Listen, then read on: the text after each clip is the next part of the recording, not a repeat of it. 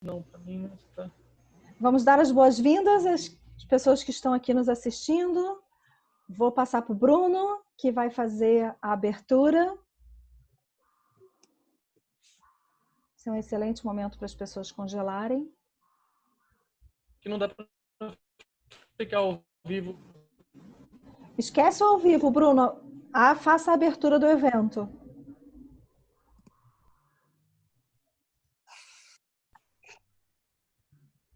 Deixa eu apagar o meu... E bem-vinda.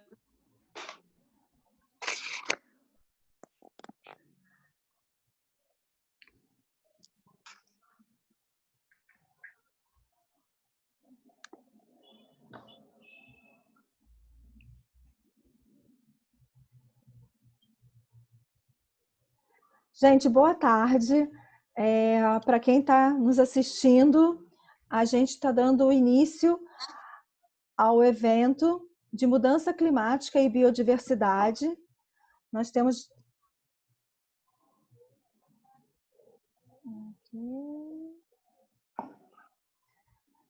Bruno, você já voltou?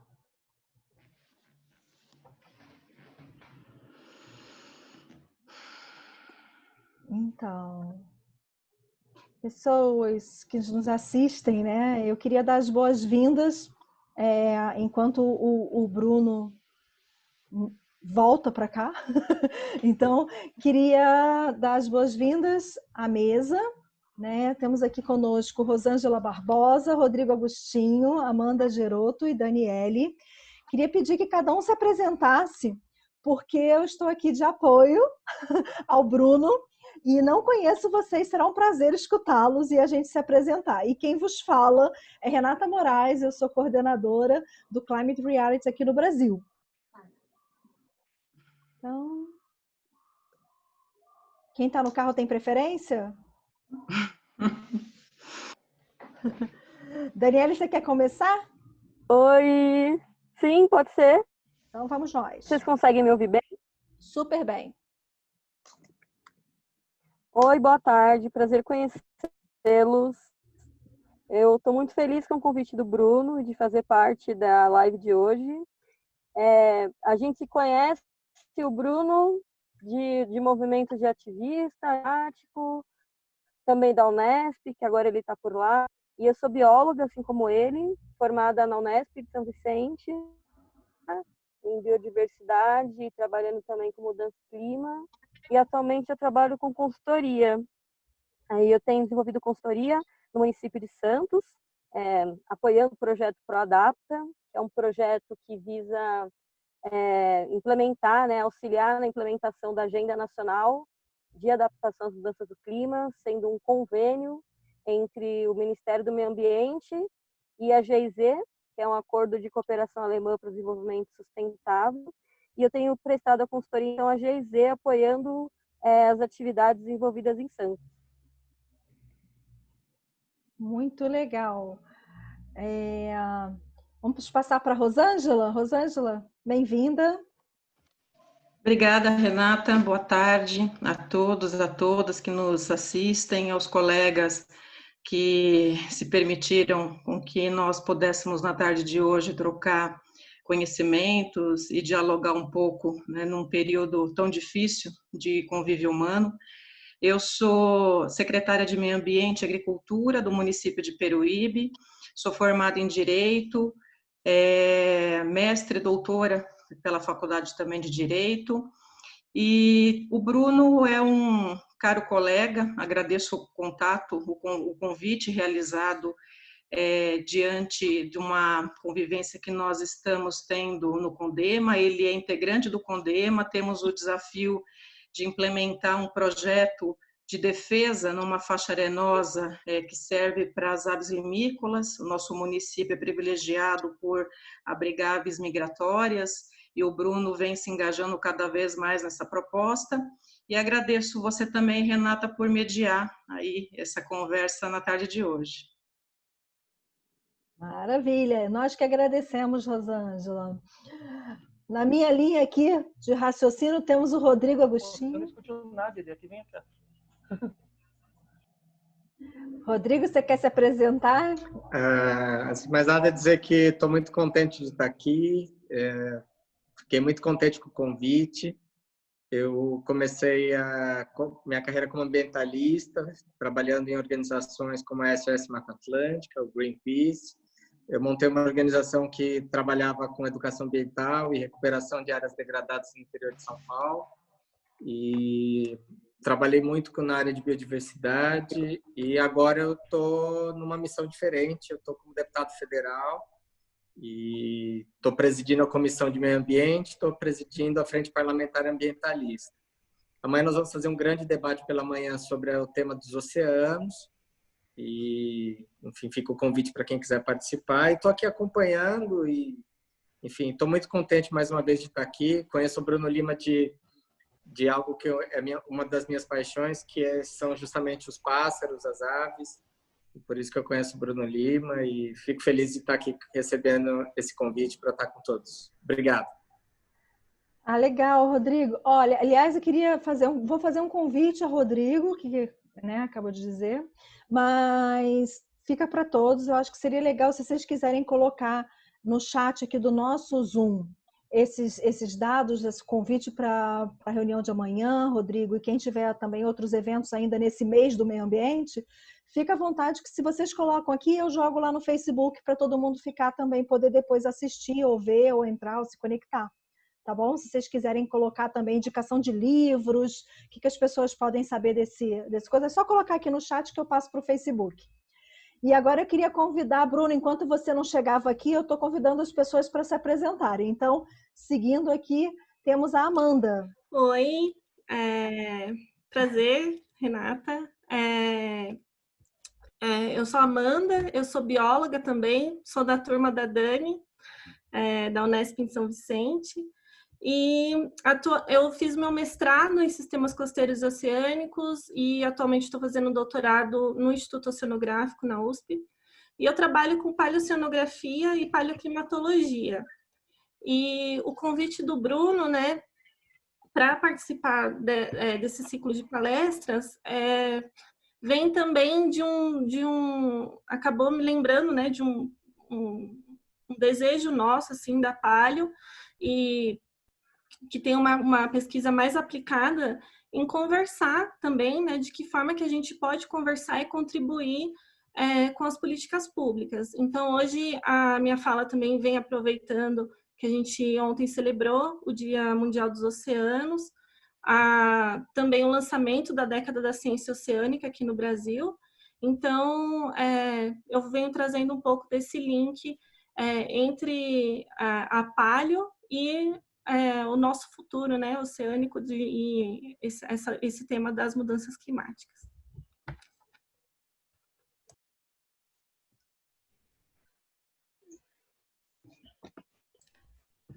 Acho que a Renata está no mute. Renata está no mute, para variar. Então, Bruno, queria agora convidá-lo para se apresentar. Gente, desculpa, a conexão está... A minha conexão é a óleo de baleia, então às vezes acaba o óleo, tá muito estranho isso. Obrigado, muito obrigado de coração para vocês todos e todas terem vindo, viu? A ideia foi fazer, um bate-papo.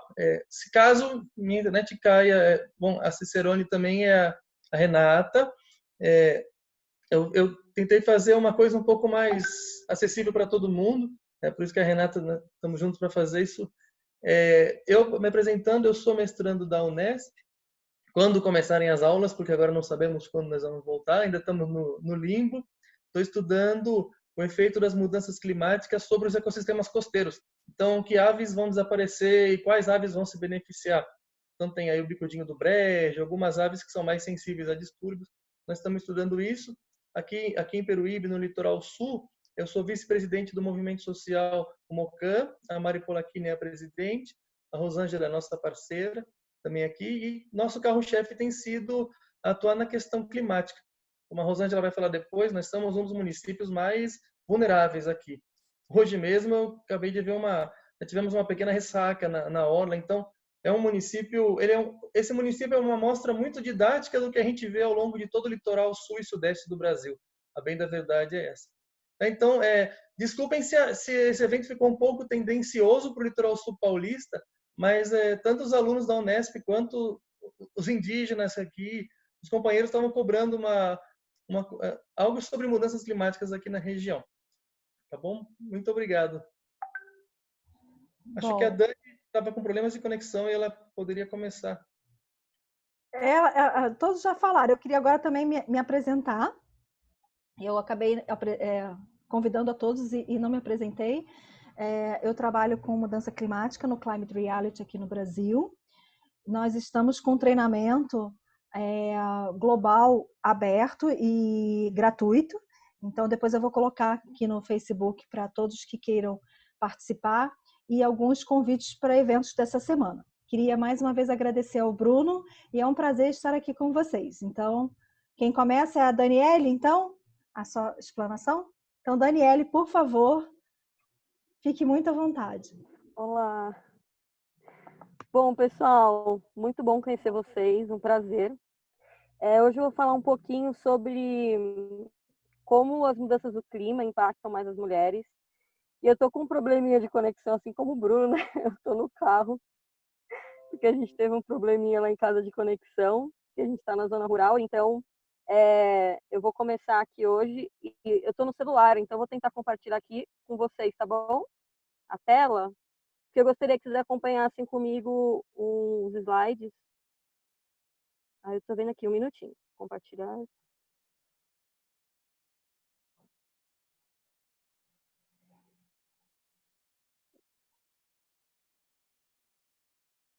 Vocês conseguem ver a tela? Sim, Dani.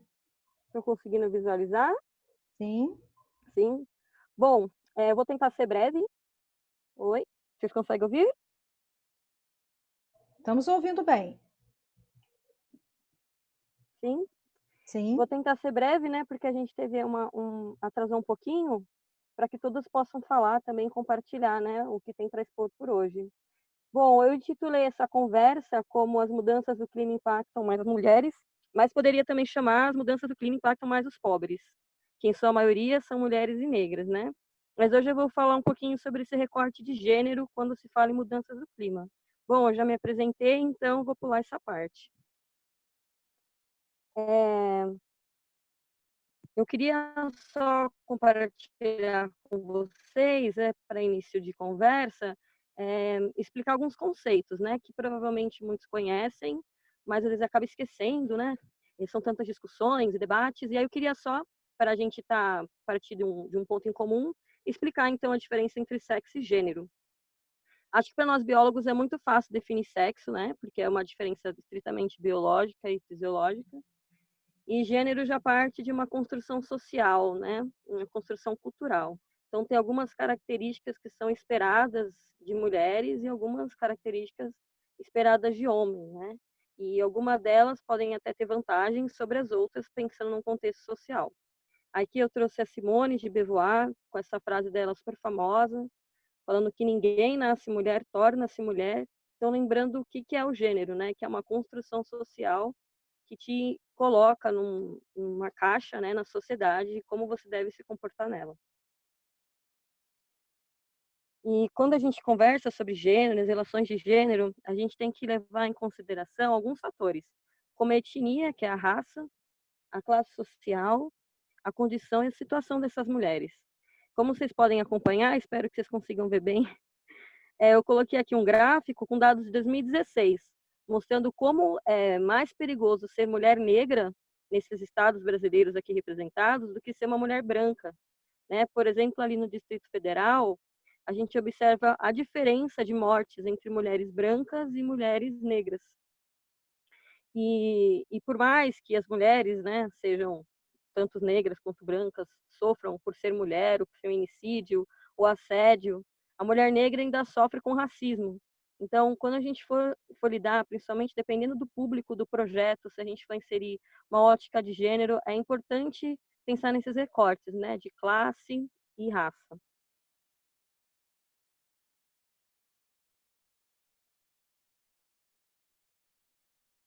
Bom, As relações de gênero, elas são sempre das relações sociais. A nossa sociedade, ela é estruturada, ela se beneficia, né, da maneira que é distribuído o trabalho. A gente pode falar também sobre a divisão sexual do trabalho, e entre outros temas que não cabe agora nesse momento, mas que seria interessante até pesquisar, né, se alguém não conhece, dar uma lida um pouquinho sobre isso. Aí aqui eu apresento para vocês um gráfico que mostra, então, quantas horas por semana um homem dedica a tarefas domésticas e quantas horas por semana uma mulher se dedica a tarefas domésticas. A gente vê que, no geral, né, as mulheres se dedicam 18,1 horas por semana e o homem, no geral, 10,5 horas. Além disso, a gente pode ver o recorte, né, de raça, como a mulher preta ou parda trabalha um pouco mais que a mulher branca. Então, visto isso, a gente observa que as mulheres trabalham mais que os homens, né? E numa atividade que não é remunerada. Então, a gente acaba trabalhando mais, por hora recebendo menos, enquanto os homens têm a possibilidade, a opção de seguir outras carreiras, de buscar o mundo, de ter opções. E para a gente fica incumbido, né, socialmente, o trabalho de cuidado e o trabalho doméstico. E, finalmente, as relações de gênero se caracterizam pela hierarquização dos gêneros. Então, existe o privilégio do gênero masculino sobre o feminino, que a gente pode observar de diversas maneiras na nossa sociedade. E aqui eu trouxe essa charge para a gente analisar ela juntos e perceber, né, o que está demonstrando ali, que tem uma empresa demonstrando uma vaga com uma ótima carreira, e a mulher vendo aquela vaga, né, deslumbrando aquela vaga com o filho, e vendo que ela não se encaixa ali, muito menos o filho. E isso, inclusive, tem me lembrado o retorno das atividades agora na pandemia, né, que teve o retorno de comércio, abrindo escritórios, e as escolas fechadas, porque é mais seguro. E muitas vezes o cuidado da criança fica com a mãe, que é chefe de família. E aí, como fazer esse retorno, né? Então, tem algumas decisões que tem que ter uma sensibilidade. E eu acredito que o cuidado das crianças tem que ser uma missão da sociedade, não incumbida, né, às mulheres.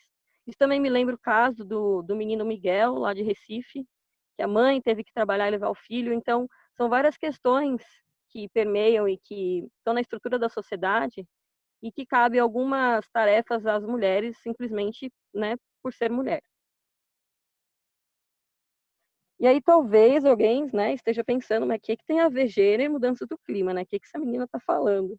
Ou talvez alguém até tenha feito alguma relação. E realmente tem relação. Eu já dou spoiler no título da palestra. E eu trouxe aqui alguns dados para a gente entender qual é essa relação, né? O que o gênero tem a ver com mudanças do clima. E aqui, como exemplo, eu trouxe aqui um dado das Nações Unidas, que 70% das tarefas, né, de gestão relacionadas à água do mundo são desenvolvidas por mulheres. E se a gente pensar em cenários de seca, que vão ser mais evidentes no futuro, as mulheres têm que caminhar mais ainda para conseguir, né, uma fonte de água. Então, se elas caminham hoje X, talvez daqui a um tempo elas caminhem 2X, dedicando mais tempo para essa tarefa e ficando exposta também, né, à violência. E não só isso, não só as mulheres estão fazendo esse trabalho, mas também as meninas as acompanham. Aí eu trouxe esse dado aqui, que engana a diminuição de 15 minutos no tempo da busca de água, aumentou a frequência das meninas na escola de 8% para 12%. Ou seja, as meninas que estão acompanhando as mães e que vão provavelmente ter que percorrer distâncias maiores para conseguir pegar essa água, elas estão deixando de estar nas escolas. E isso é uma desvantagem, né? Outro dado interessante é que 70% das pessoas em situação de pobreza no mundo são mulheres, diria mais, né? Mulheres negras. Então, as mulheres estão mesmo na situação mais vulnerável, e quando comparada, né, as mulheres e crianças aos homens, a gente tem 14 vezes mais risco de morrer do que os homens, quando pensando em catástrofes naturais. E isso me lembra o nosso projeto que a gente tem desenvolvido em Santos.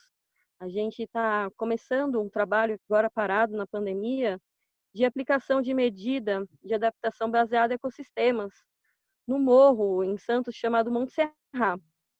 E ele sofre com deslizamentos, né? E a gente conversou com o pessoal da Defesa Civil E perguntei, né, vocês percebem se tem diferença entre como homens e mulheres respondem, né, em situações de deslizamento? E aí o pessoal comentou que grande parte das mulheres que trabalham lá, que aliás residem no morro, elas são chefes de família, então elas são responsáveis pela casa. E quase não tem, assim, os homens não estão mais presentes. E os que ainda são, né, ainda fazem o papel de pai, de chefe de família, eles estão fora trabalhando. Então, quando acontece o deslizamento, muito provável que quem esteja em casa é a mulher, cuidando da criança ou cuidando de um idoso. Então, isso aumenta o risco, né? Elas são mais expostas a esse tipo de risco, pensando nessa realidade do projeto que a gente está desenvolvendo. Então, visto isso, a gente percebe a importância de incluir as mulheres na tomada de decisão, né? Então, se a gente pensar que metade da população mundial é formada por mulheres, a gente está deixando de representar metade da população do mundo.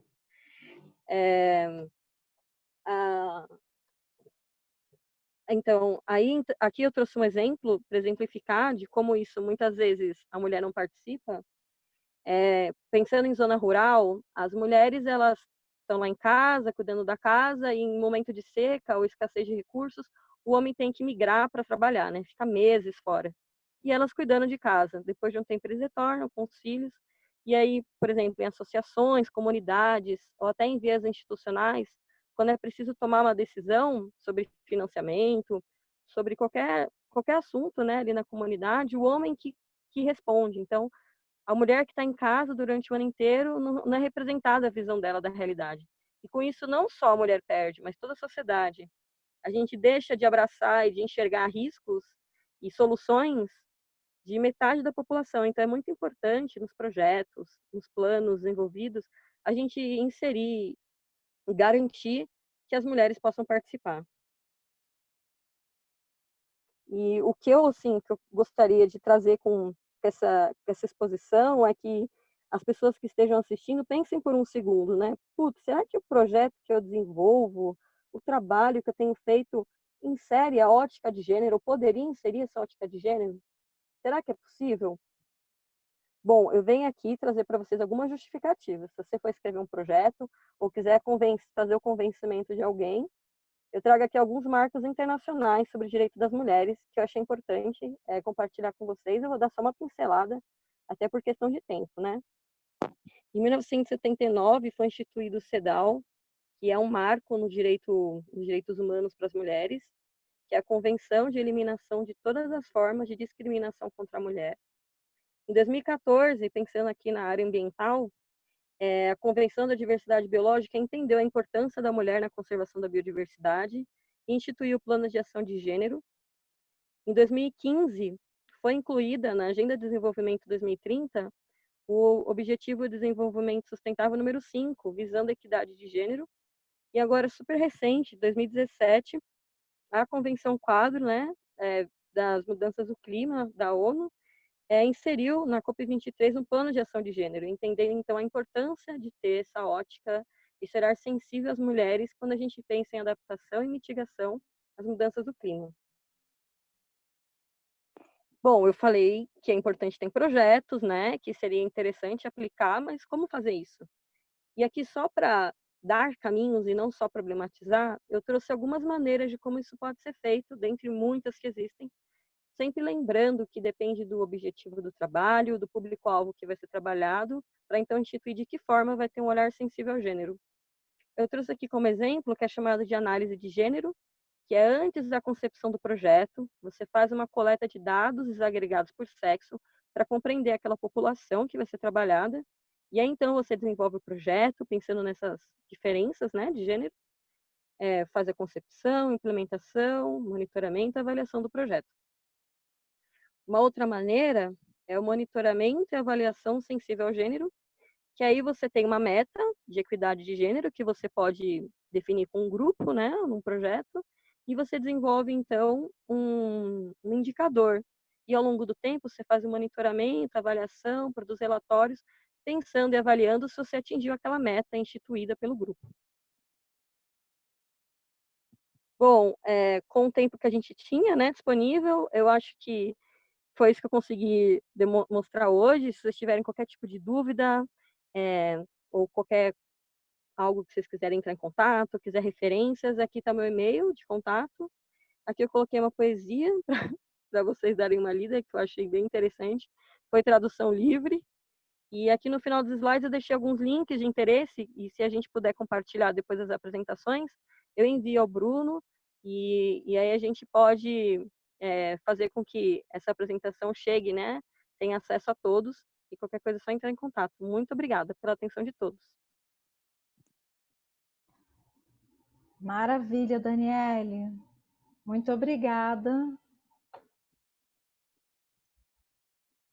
Obrigada a vocês. Se você quiser que eu compartilhe lá no Facebook seu e-mail, algum contato, é só colocar aqui no chat nosso que eu jogo para lá. E eu tô já avisando para o pessoal lá, viu, Bruno, que qualquer dúvida é só escrever lá que eu jogo para cá. Então vou ficar de leve trás. Obrigada, Renata. Então, Bruno, quem é o próximo ou a próxima?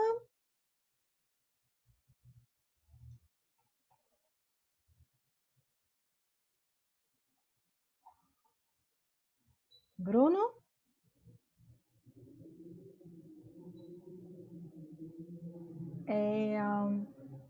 Rosângela, Rodrigo, Amanda, eu não sei se o Bruno está escutando a gente. Quem vai fazer a próxima apresentação?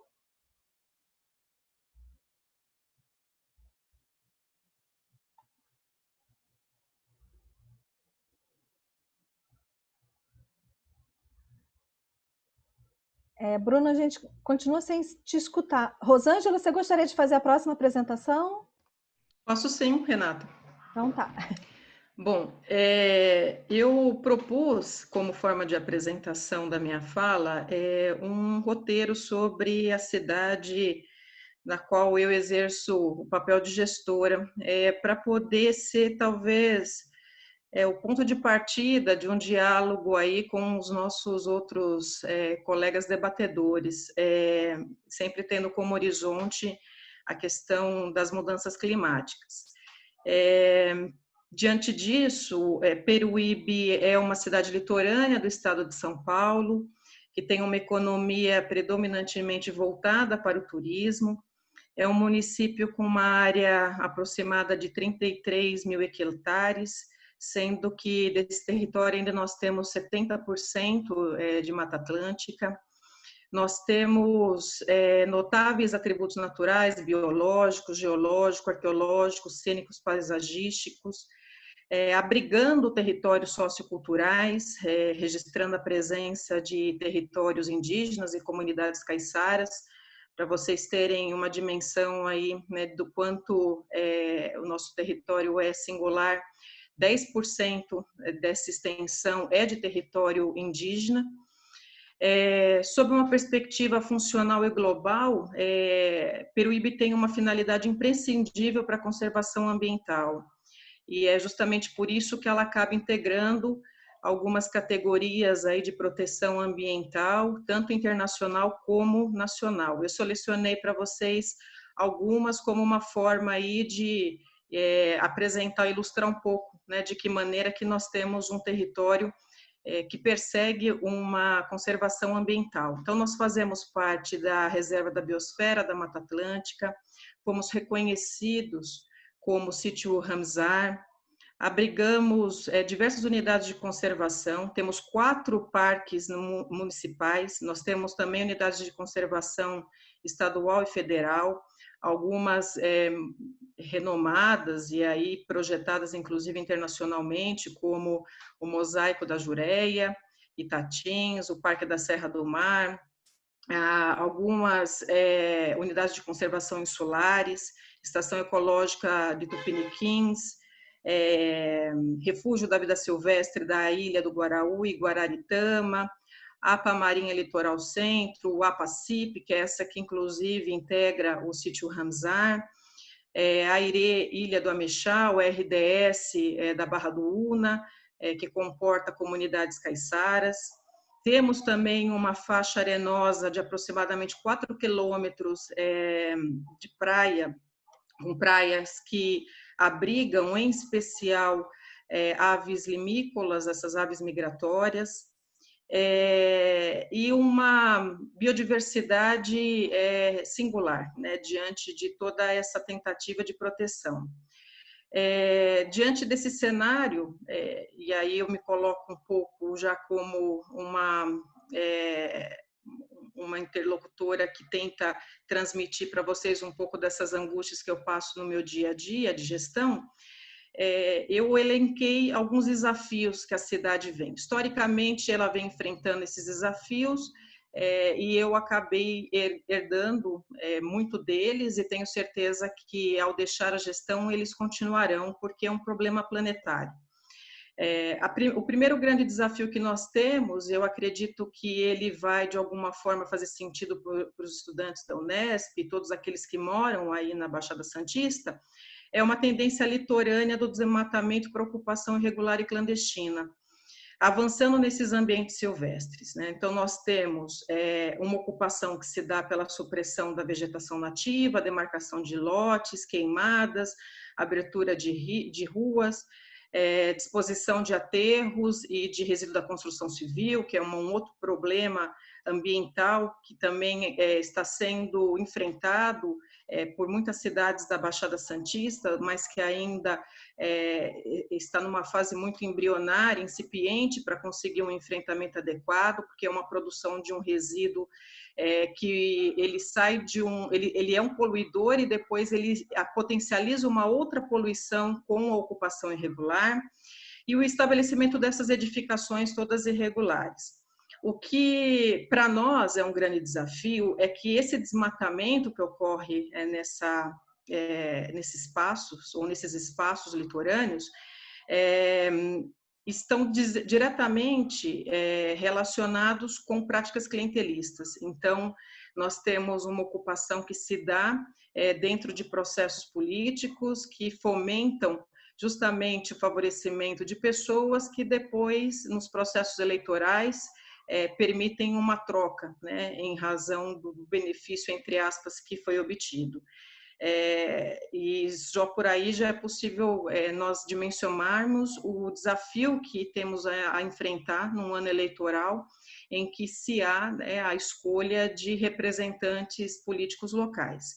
Então, esse acaba sendo o grande desafio que nós enfrentamos. Só para vocês terem ideia, o Bruno acabou participando conosco ativamente, ainda atua, né, de uma forma que é típico da sociedade civil atuar com uma maior discrição, sem tanto um enfrentamento ostensivo, porque isso coloca muito a vida em risco, mas o Bruno até hoje acompanha as nossas ações, em especial em direção ao Parque da Serra do Mar, numa área de amortecimento, em que só numa gleba nós tivemos aí uma expansão de ocupação de uma monta de quase 900 hectares. Então, Peruíbe é um local de invasão, é um lugar de desmatamento, em glebas, em áreas loteadas, também em áreas particulares, em áreas públicas. Nós temos ainda uma cartografia do município defasada, o que acaba prejudicando a gestão ambiental, porque para você trabalhar com gestão ambiental você precisa de dados e dados modernizados, né? Não é à toa que há uma investida do governo federal para desmantelamento, entre outras coisas, né? De uma produção de dados eficientes que te permite a tomada de decisão também capazes, tomadas de decisão capazes de nós conseguirmos fazer esse enfrentamento. Então, Peruíbe faz parte desse cenário, né? Que é de grande desafio para nós. Eu também indicaria como um outro grande desafio diante das mudanças climáticas em Peruíbe o aumento do nível dos mares. O Bruno bem falou aí da ressaca, né? O que implica também numa subida do nível dos rios que acabam cortando, né, toda todo o nosso município, toda a nossa cidade, e com isso você tem problema de alagamentos, você tem problema de inundação, você tem bairros que são comprometidos em razão desse desdobramento da subida do nível dos mares, e em especial em Peruíbe, nós no último ano tivemos diversos eventos que proporcionaram uma prévia do que acontecerá conosco, né, no futuro. Eu também indico como um outro grande desafio de fazer gestão na cidade de Peruíbe um problema matricial relacionado ao descaso pelo meio ambiente. Para vocês terem ideia, mesmo diante de toda essa riqueza natural que nós temos lá, não existia uma Secretaria de Meio Ambiente até maio de 2018. Eu assumi a diretoria do Meio Ambiente e Agricultura em novembro de 2017, era um departamento subordinado à Secretaria de Obras, né? E com todo o respeito à Secretaria de Obras, é impossível nós termos gestões atuando dentro de um setor administrativo com tantas incompatibilidades principiológicas, de percepções de mundo, de forma de concepção da maneira de ocupação dos espaços, né?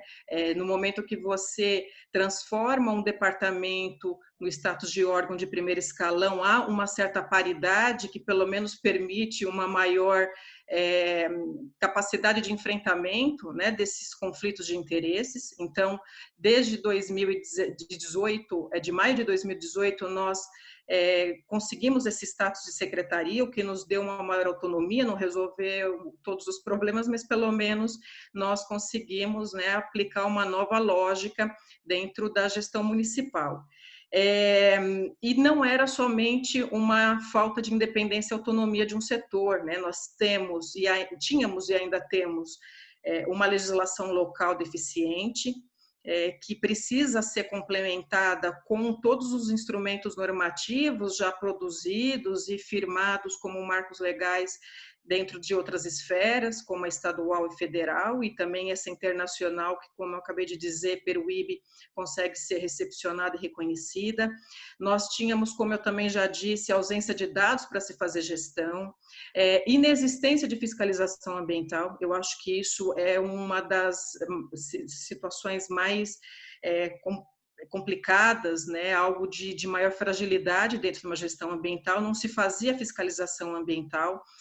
Foi possível introduzir uma rotina a partir da criação de uma rede com parceiros importantíssimos, sem a Polícia Militar Ambiental, sem o CTR, né, o Centro Técnico Regional de Fiscalização, que faz parte da Secretaria de Infraestrutura e Meio Ambiente do Estado de São Paulo. Não seria possível nós realizarmos aquilo o pouco que foi feito, né, aquilo que pelo menos permitiu uma mudança no status quo da gestão ambiental. Nós tínhamos inexistência de procedimento de fiscalização, então na fiscalização é muito caro a realização de procedimentos baseados nos princípios da administração pública, em especial previsto no artigo 37 da Constituição Federal, porque não só é uma situação de enfrentamento contra criminosos, eu não vejo um degradador ambiental que faz disso uma prática de vida, como uma profissionalização, como uma pessoa diferente de um traficante, até porque associado ao desmatamento você também tem o tráfico de animais, né? Peruíbe acaba sendo uma rota propícia para isso quando você acaba permitindo com que haja a impunidade do degradador ambiental, e o perfil do degradador ambiental de Peruíbe não é daquele que tem um marcador social, que ele, em verdade, comete os ilícitos ambientais em razão de uma necessidade de sobrevivência, né? Nós temos uma rede constituída, consolidada, envolvendo diversas pessoas que vivem dessas práticas. Então, sem esse apoio externo, seria impossível. Ultimamente, o Ministério Público vem colaborando muito conosco, porque algumas questões também foram judicializadas. Nós temos um promotor local responsável pela área ambiental hoje, com um propósito também de aperfeiçoar esses procedimentos, fazendo com que você tenha uma aproximação de todos aqueles órgãos que são responsáveis pela defesa ambiental, né? Tanto na fase extrajudicial como na fase judicial. E também, aí vai uma situação mais voltada para a nossa realidade urbana. Quando eu assumi em novembro de 2017, nós tínhamos mais de 1.000 pedidos de poda e supressão da arborização urbana parados, né? Então, sem você fazer uma manutenção da arborização urbana, você não consegue trabalhar questões como floresta urbana, como educação ambiental, como a implementação de uma cidade que vai permitir com que seja o corredor, né, de aves que utilizam daquela vegetação nativa como uma forma de manutenção das florestas do entorno. Então, essa defasagem que nós tínhamos era em razão, na minha avaliação, desse descaso pelo meio ambiente como um problema matricial que nós temos aqui no Brasil. E também eu elenco um terceiro grande desafio lá da cidade, que é a existência, de tempos em tempos, da tentativa de implementação de empreendimentos altamente impactantes. Talvez Peruíbe seja a cidade mais assediada aqui do estado de São Paulo, né? Eu, pelo menos, como eu convivo com aquela realidade, eu sinto dessa forma. Nós tivemos a tentativa de implementação de um porto, o Porto do Eike Batista, que viraria sucata, né? Depois em que houve aí a queda das ações da LLX na Bolsa, as decisões judiciais que proibiram a implementação do empreendimento, em especial uma ação que foi movida pelo Ministério Público Federal na Justiça Federal, em razão do empreendimento impactar a área indígena. Em verdade, o propósito seria de realizar no próprio território indígena, também incluindo a realização de um retroporto que simplesmente destruiria, degradaria toda aquela parte que fica no entorno do Parque da Serra do Mar. Nós também tivemos, nos últimos 10 anos, uma tentativa de uma verticalização absurda, que foi barrada por conta de um movimento, do movimento da sociedade. As pessoas se organizaram na cidade e contestaram na audiência pública. E, recentemente, a tentativa de realização, de implementação de uma usina termoelétrica, né, prevendo um terminal offshore, em que ali teríamos o transporte de gás natural. A cidade seria cortada por gasoduto, teríamos gasoduto marítimo e também terrestre. Então, é uma cidade que vive em convulsão social, porque ela precisa de tempos em tempos se organizar. Como qualquer outro local, você vê uma movimentação das forças políticas e econômicas tendendo para a recepção desses empreendimentos de forasteiros, pessoas que nunca foram à cidade, que não conhecem o município, que desprezam a vocação natural, que estão alinhados com interesses, inclusive internacionais, de uma agenda econômica que é incompatível, né, com a melhoria de vida das pessoas das cidades, dos municípios. E poucas outras pessoas, né, que conseguem se movimentar, que também criam essas redes junto com o Ministério Público, com o IBAMA, com o FUNAI, e outros parceiros que são de suma importância. Então, o Bruno vem acompanhando tudo isso.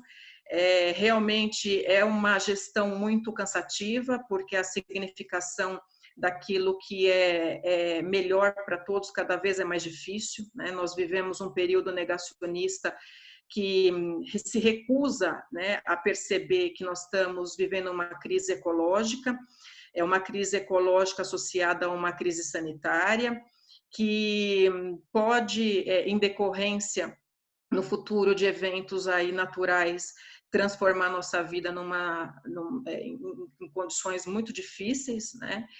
E as pessoas se negam a tudo isso, né? Tem muito... o que eu percebo como gestora é que há muitos espectadores, né? Muitos fomentadores, né? Dessa degradação do planeta, dessa destruição do planeta, e Peruíbe não fica fora, né, desse roteiro. Então, é uma pequena apresentação aí, né, do município que eu tenho o prazer e a honra de alguma forma, né, tentar colaborar de alguma maneira. E depois, no momento que nós formos dialogando, eu fico à disposição para dar maiores explicações e complementar aquilo que não foi mencionado. Vocês me escutam? Desculpa. Agora sim. Ok. As perguntas vocês decidem quando é melhor, se no final de todas as apresentações ou após cada expositor, ok? Só para você saber, Rosângela tem duas perguntas, uma da Samantha e outra da Maísa. Uhum. A Rosângela, só vou te responder, que eu acho que é bom, né? Porque a gente não esquece, né? A Rosângela pergunta, você acredita que durante essa pandemia esses problemas de tráfico e desmatamento aumentaram? Tem muitos relatos que dá a impressão que o cenário é favorável ao meio ambiente e queria saber se você concorda com isso. E a Maísa pergunta também se tem alguma nova tentativa de implementação depois desse porto. A primeira pergunta é da Samantha, né? Isso. Olha, Samantha, infelizmente, a pandemia não sensibilizou os desmatadores e os degradadores, né? Tanto em direção à zona rural, que vai para o caminho do Parque da Serra do Mar, como também na nossa outra ponta do município, que é o Guaraú, que serve já como também uma porta de entrada para o mosaico Juré-Itatins, nós percebemos um aumento dessas ações dos degradadores, né? E para nós isso é muito angustiante, porque houve uma reprogramação das próprias atividades internas dos setores, né? E eu tenho uma responsabilidade sobre os meus funcionários, que são bravos guerreiros. Eu tenho 2 biólogos, no qual um é destinado à realização da fiscalização por conta de uma reestruturação interna que eu realizei, e eu tenho um engenheiro agrônomo, e eu precisei priorizar também a vida deles, né? Então, eu tive que me retirar. Não se faz, Samantha, gestão ambiental sem fiscalização. Por isso que, quando eu fico tentando entender os motivos do governo federal sobre essa falta, a retirada da falta de autonomia desses órgãos gestores, o corte de orçamento, a punição de fiscalizadores que estão agindo com o seu dever de Estado, isso me preocupa muito, porque eu sei que conservação ambiental se faz com presença do poder público. Ainda nós não estamos numa fase em que as pessoas compreendem, se não for por meio da repressão. Estou falando para esse público que está lá, né, realizando essas atividades. Então, infelizmente, a pandemia piorou, tá? Pelo menos em Peruíbe piorou. Quanto à segunda pergunta, que foi realizada pela... Qual é o nome dela, Renata? Deixa eu te pegar aqui, porque, na verdade, a Maísa... Da Maísa? Então, a Maísa, na verdade, ela fez uma pergunta que ela refez a pergunta. Ela perguntou: teve alguma nova tentativa de implementação de construção depois dessa do gasoduto? Por enquanto, não. Mas o que nós percebemos como uma tendência no litoral é a implementação de incineradoras. Nós vamos queimar o nosso lixo para criar dioxina e poluentes atmosféricos, né? O poder econômico se reapresenta. Peruíbe teve uma história de luta muito singular, porque ele conseguiu vencer todas, e eu espero que assim continue, mas não sei até quando haverá essa resistência. Agora, né, a nova grande proposta é essa queima de lixo, dizendo que há, né, um modelo sustentável para isso. Nós sabemos que não há um modelo sustentável. já há uma movimentação de diversos grupos. O Bruno, como falou, faz parte do MOCAN, e o MOCAN está ativamente fazendo esse enfrentamento. A Ecofalt também, que é uma boa parceira, participa do CONDEMA. A Cilis, que já teve representação no CONSEMA, é uma atuante nessa área. E você, Bruno, pode dizer melhor do que eu até como vocês criaram uma agenda de enfrentamento, né? Então, mas de porto não, mas de outros empreendimentos econômicos que são destruidores, sabe? Em Peruíbe, por exemplo, nós não conseguimos fazer ainda a revisão do plano diretor. Espero que ocorra antes das eleições, né? Porque nós temos uma agenda agora curta.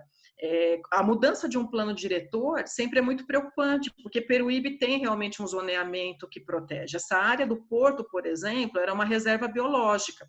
Quando eu mencionei para vocês que houve 2 ações que obstacularizaram a implementação do porto, eu acabei mencionando só uma, que foi a protagonizada pela FUNAI e Ministério Público Federal. Teve uma outra em que eu tive o grande prazer de participar. Na época eu era advogada de uma instituição chamada MONG, Proteção de Sistemas Costeiros, e nós propusemos uma ação cautelar para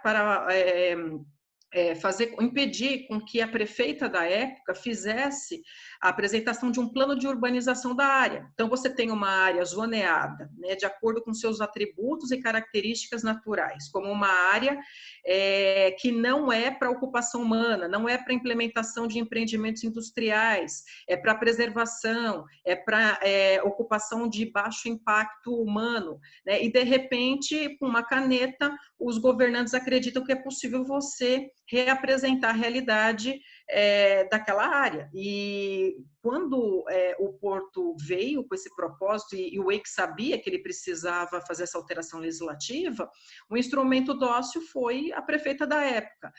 Essa ação cautelar proibiu, mesmo assim desobedeceram, houve uma necessidade, inclusive, de uma ameaça, de uma desobediência à determinação judicial, porque eles tentaram manter as atividades do Conselho da cidade, e depois de 30 dias nós conseguimos uma parceria com o Ministério Público Estadual, o GAEMA, novamente conseguimos uma liminar.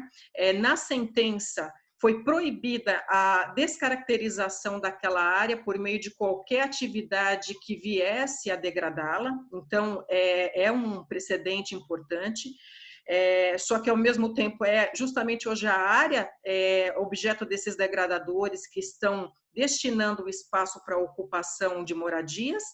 E nessa ação, nós não conseguimos a condenação da prefeita na primeira instância, só na segunda instância. O acórdão proferido aqui pelo Tribunal de Justiça da Câmara do Meio Ambiente é um acórdão também que criou, né, um grande paradigma, porque ele traz o patrimônio público, inclui no patrimônio público o patrimônio ambiental. Isso é muito difícil ainda para as pessoas entenderem do mundo jurídico. Patrimônio público não é somente aquilo que é mensurado materialmente, né? Não é o erário público, não é o dinheiro público. Patrimônio público inclui aquilo que nós herdamos gratuitamente do planeta, que é justamente essa nossa riqueza da biodiversidade. Legal. Rosângela, muito obrigada. Quem vai falar agora? Rodrigo, poderia? Posso sim. Antes de mais nada, queria agradecer ao Bruno pelo convite, mais uma vez. Cumprimentar a Rosângela, que é secretária do Meio Ambiente de Peruíbe. Eu também fui secretário do Meio Ambiente aqui no interior de São Paulo, em Bauru. Então, eu sei a vida difícil que é do secretário. O secretário do Meio Ambiente é aquele que sempre tem que dizer não, o prefeito pressiona, enfim. E depois, quando eu virei prefeita, aí a coisa, enfim, poderia se inverter, mas como eu já sabia como é que era o papel do secretário do Meio Ambiente, então aí a vida dele ficou um pouquinho mais fácil. Mas saudar aí a Renata, a Amanda, que é da USP, que vai falar de mudanças climáticas. Acho que o Delcio não entrou ainda. A Daniele, que falou sobre a questão do impacto das mudanças climáticas na questão de gênero, na questão das mulheres. E vamos lá, né? O tema é a questão da biodiversidade, a questão climática. As mudanças climáticas elas vão nos atropelar. Sem sombra de dúvida, todos os estudos mostram que as mudanças são inevitáveis. A gente teria que ter mudado nosso padrão de vida pelo menos 30, 40 anos atrás para que a gente pudesse ter um outro paradigma agora. Nós mudamos a capacidade da nossa atmosfera a absorver calor. Esse é um processo que, a princípio, parece ser um processo lento, mas a gente tem pontos de virada. Então, você atinge um certo volume de gás carbônico na atmosfera, você vai para um outro patamar. Você atinge uma quantidade de gás carbônico na água do mar, você vai para um outro patamar. E essas mudanças climáticas vão nos atingir e nós precisamos estar preparados para isso. Infelizmente, nós vamos ter uma perda de biodiversidade muito grande. No mínimo, 1/4 da biodiversidade que a gente conhece hoje vai sucumbir. O último estudo apresentado, um estudo amplo, revisado, eu ainda tenho um pé atrás com esse estudo, mas foi um estudo amplo, revisado, depositado junto à CDB. Em 2019, aponta a possibilidade da gente perder 1 milhão de espécies, que isso significaria 1/4, 25% de toda a biodiversidade do mundo. Hoje, a gente tem apenas uma parte da biodiversidade do mundo avaliada. A IUCN, que faz esse trabalho, ela estima, de todas as espécies avaliadas, ela conseguiu chegar a um número de 31 mil espécies ameaçadas, isso dá 27%. Nem todas as espécies, obviamente, são ameaçadas por conta das mudanças climáticas, mas o que acontece? A gente está tendo hoje uma situação onde a maior parte das espécies estão sendo mantidas com estoques muito baixos. Então, nós temos grandes extensões de terras, inclusive em Peruíbe, grandes extensões de floresta, que são verdadeiras florestas vazias. A gente tem a estrutura florestal, que pode ter sido modificada, a gente tem as árvores, a gente tem as plantas, a gente tem uma parte dos animais, mas em grande parte da Mata Atlântica, do Cerrado, da Caatinga e da própria Amazônia, nós perdemos em grandes extensões os grandes mamíferos, por uma caça que ao longo de 40 mil anos foi praticada pelos indígenas, nos últimos 500 anos com uma intensidade muito maior pelos colonizadores aqui. Então, nós tivemos um processo que diminuiu a quantidade de animais dentro dessas áreas. Então, é muito comum você andar por quilômetros fazendo uma trilha no meio do ambiente natural e você não observar a fauna. Então, a gente teve um processo de defaunação no Brasil. A gente tem uma riqueza biológica muito grande, a gente estima em mais de 100 mil espécies de animais e mais de 50 mil espécies de plantas, mas as populações estão sendo mantidas com estoques muito baixos. Mesmo em biomas grandes, como, por exemplo, a Mata Atlântica, que recobriu 1.250.000 km², sobrou aí menos de 10%, o que a gente tem é que cada uma das partes da Mata Atlântica, a gente tem uma biodiversidade própria, uma biodiversidade característica. Se a gente for avaliar, por exemplo, a Mata Atlântica lá da latitude, próximo da latitude 0, né, que seria o Equador, que vai estar passando um pouquinho mais acima do Piauí. Se a gente for descendo dali do Piauí, passando ali pelo Nordeste, a gente vai ter até o limite do Rio São Francisco, acima do Rio São Francisco, uma Mata Atlântica completamente diferente, que hoje é a mais ameaçada de todas, é o Centro de Endemismo Pernambuco. Ali nós já estamos com muitas espécies extintas, não existem mais, né? Então, só para falar aí da paixão do Bruno, a questão das aves, a gente tem ali, enfim, os gritadores, o Glaucídio moreano, que é uma corujinha, o caburé de Pernambuco. A gente tem várias espécies que são exclusivas dali e desapareceram por completo, né? O mutum de Alagoas, que é um desaparecimento mais antigo, mas a extinção ocorreu em massa. Se a gente pega do Rio São Francisco ali na divisa do Sergipe e vai descendo, é outra Mata Atlântica. É uma Mata Atlântica onde a maior parte da extinção foram as matas de baixada. E aí você tem a costa inteira da Bahia e Pernambuco, do Rio São Francisco até o Rio Doce, uma outra Mata Atlântica, sendo que sobrou 3 fragmentos grandes. Não sobraram mais do que 3 grandes fragmentos ali, que é Una, no sul da Bahia, né? A reserva da Vale, a região ali de Linhares, Linhares, Soretama e Una, no sul da Bahia. Então, assim, sobrou muito pouco. Ali a gente perdemos muitas espécies, né? O jacu-estalo daquela região desapareceu por completo, a espécie praticamente extinta, e uma outra infinidade de espécies que estão com populações muito baixas.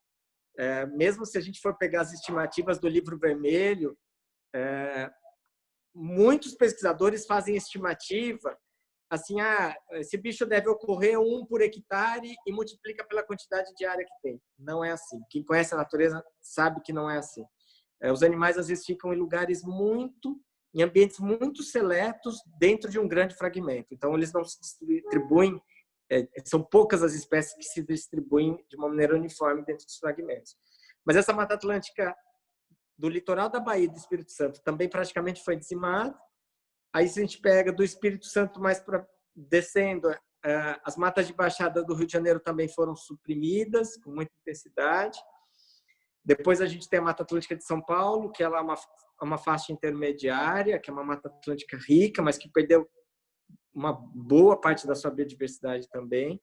E abaixo de São Paulo, uma biodiversidade adaptada ao clima mais frio, né? Você tem uma linha ali no sul de São Paulo, que é a linha de geada, que abaixo dessa linha são outras espécies mais adaptadas ao frio.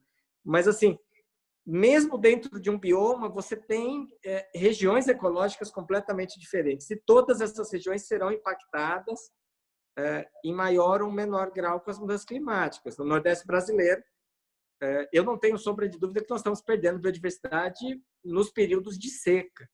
Você tem animais que estão desaparecendo por falta de água. Então, você tem animais que sobrevivem no meio de uma floresta atlântica, mas bebendo água em bromélias. E aí, o que acontece? Toda vez que tinha uma seca, a população dessa espécie caía muito.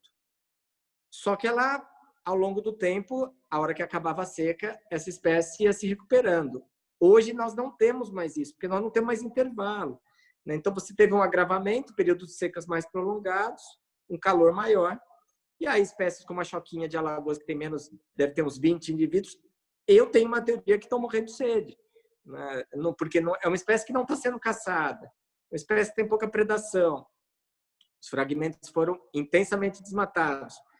Mas, de maneira muito clara, você tem alguns outros fatores agindo, e um deles, no meu entendimento, já são fatores climáticos. Então, nós vamos ter perdas significativas de biodiversidade. Na Amazônia, a gente já tem algumas regiões ecológicas da Amazônia. Na Amazônia, as regiões ecológicas são entre os rios que a gente vai chamar os interflúvios, e algumas das regiões da Amazônia nós já perdemos muito de biodiversidade, 70% pelo menos no centro de endemismo Xingu e provavelmente mais de 80% no centro de endemismo Belém. Então, assim, a gente está tendo perda de biodiversidade provocada principalmente por perda de hábitat. A gente já tinha populações baixas de muitas espécies e agora nós vamos ser atropelados pelas mudanças climáticas. Então, as cidades vão precisar se adaptar. Muito provavelmente, o ser humano ele é muito plástico, ele se amolda ao ambiente. Então, para nós vamos se adaptar. As cidades vão ter que se preparar, os sistemas de drenagem vão ter que ser suficientes para aguentar as grandes tempestades. As cidades vão ter que criar barreiras artificiais para uma série de mudanças. Nós vamos perder as praias. Então, cidades que dependem economicamente de turismo, basicamente de praia, vão perder essas praias. Já subiu em torno de 25 centímetros o nível do mar e vai subir mais.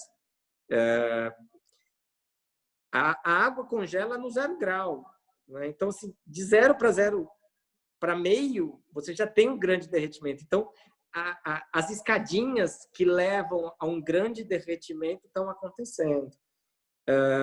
Nós vamos ter problemas sérios com os estoques pesqueiros, porque a acidificação dos oceanos está acabando com os corais, que são grandes berçários. O aumento do nível do mar vai sucumbir com áreas de manguezais, que são outras áreas importantes. Então, nós vamos ter perda de estoque pesqueiro, sem contar uma série de outros problemas. Então, assim, nós precisamos trabalhar de maneira muito intensa a adaptação, temos que melhorar a nossa resiliência, temos que melhorar os estoques de populações de espécies ameaçadas para que, eventualmente, elas possam resistir. Em alguns países, já está se observando um fenômeno que as espécies começam a subir a montanha, começam a esquentar, elas começam a subir a montanha. No Brasil não temos esse tipo de situação. As espécies de montanha já estão no topo, então não tem mais o que falar que a saudade do Rio de Janeiro vai subir. Não vai subir, ela já está no topo. Então, assim, nós vamos ter efetivamente uma perda significativa de biodiversidade. A gente não sabe o impacto disso em outras coisas. Do ponto de vista econômico, é perigosíssimo o Brasil depender exclusivamente da agricultura para manter sua economia. O Brasil hoje é um dependente da agricultura para manter sua economia. E se a gente tiver uma seca prolongada de 8, 9 meses, nós perdemos nossa produção agrícola. Vão ter anos perdidos. Então, assim, por mais que seja catastrófico, a gente precisa mostrar para a sociedade que esse problema ele acontece, ele vai acontecer. E nós vamos ter que ter um esforço muito grande. O Brasil está trabalhando de forma completamente equivocada. Nós temos um ministro de Relações Exteriores que não acredita no aquecimento do planeta. Nós temos um ministro do Meio Ambiente que está desmontando todo o Sistema Nacional do Meio Ambiente, né? Então, foram desmontadas as estruturas de educação ambiental, as estruturas de mudanças climáticas, todo o setor florestal do Ministério do Meio Ambiente foi transferido para o Ministério da Agricultura, o Serviço Florestal Brasileiro, o Cadastro Ambiental Rural, várias estruturas de conservação do ICMBio e do IBAMA estão deixando de existir, os colegiados estão deixando de existir, estão perdendo a sua função de controle social, de transparência, instituições de pesquisa estão tendo seus dados desacreditados, os fundos que financiavam foram deixados de lado, Fundo Clima, Fundo Amazônia, Fundo de Multas, Fundo Nacional do Meio Ambiente. Então, assim, é uma situação muito complicada. Nós resolvemos judicializar tudo. Então, nós judicializamos a questão do parecer da Mata Atlântica e ganhamos, judicializamos a questão da Instrução Normativa 09, que permitia a grilagem de terras indígenas não demarcadas. E conseguimos, ela foi derrubada ontem. Entramos na semana passada com pedido de impeachment do ministro do Meio Ambiente e entramos com outros pedidos, outras ações declaratórias de inconstitucionalidade por omissão do ministro. Então, assim, é um momento muito difícil, é um momento que a gente está passando por uma dificuldade sanitária gigantesca, uma dificuldade econômica muito pesada, mas a gente precisa resistir no que diz respeito à questão ambiental. Se o governo federal não está funcionando na parte ambiental, nós precisamos que estados e municípios funcionem. É a hora de cada vez mais dar uma importância para instituições como a ANAMA, a ABEMA. Os estados e os municípios é quem estão segurando um pouco a peteca. Nós não podemos tolerar ocupação, invasão, porque se a gente for tolerando como foram esses 500 anos, nós vamos ver tudo isso se perder. Nós estamos com desmatamento altíssimo. Os dados do MAP Biomas, que foram divulgados agora há uma semana, mostram que o Brasil perdeu em 2019 1.200.000 hectares. Só da Mata Atlântica foram 15.000 hectares. A Amazônia perdeu 600.000 hectares e o nosso Cerrado 400.000 hectares. Então, é assustador o que está se perdendo de biodiversidade. Muita coisa está sendo perdida sem que pudesse ter sido estudada. Nós estamos transformando a nossa biodiversidade num arquipélago de milhares e milhares de ilhas, com populações baixas, onde ocorre uma série de processos ambientais complicados, o ressecamento desses fragmentos, a consanguinidade das espécies que estão ali dentro. E aí vão vir as mudanças climáticas, elas estão chegando e vai ser realmente um desastre. Então, assim, nós temos que enfrentar, nós temos que lutar, temos que trabalhar. Nós tivemos uma década, de 2011 até aqui, que foi a década da biodiversidade, e pouca coisa foi feita. Nós estamos para começar mais uma década, e agora a década vai ser a década dos oceanos, e a gente precisa que algo seja feito, né? Então, o bioma marinho no Brasil nunca é tratado. O pessoal fala dos biomas e sempre se esquece do mar. O bioma marinho tem uma biodiversidade riquíssima, mas provavelmente uma quantidade, eu falo provavelmente porque é muito pouco estudado o nosso Atlântico, tem muito pouco estudo sobre o Atlântico, sobre os estoques pesqueiros, sobre a pesca comercial, tem muito pouco estudo. E aí o que acontece? Muito provavelmente, por conta das águas mais quentes do Atlântico, nós já temos estoques pesqueiros baixos, né? E esses estoques estão sendo vilipendiados diariamente com pesca de arrasto. Isso tem um impacto gigantesco no equilíbrio dos mares. Por enquanto, a gente só tem 2 espécies reconhecidas de tubarões, de peixes extintos. São 2 tubarões, justamente 2 tubarões que ocorriam no sul do Brasil. Mas a gente tem um número muito grande de espécies com estoques muito baixos, né? Então, assim, é perigosíssimo viver nessa linha tão tênue da extinção. E fico por aqui e me coloco à disposição para responder mais perguntas. Enfim, acho que nós estamos vivendo um momento bem difícil do ponto de vista político institucional e também do ponto de vista ambiental.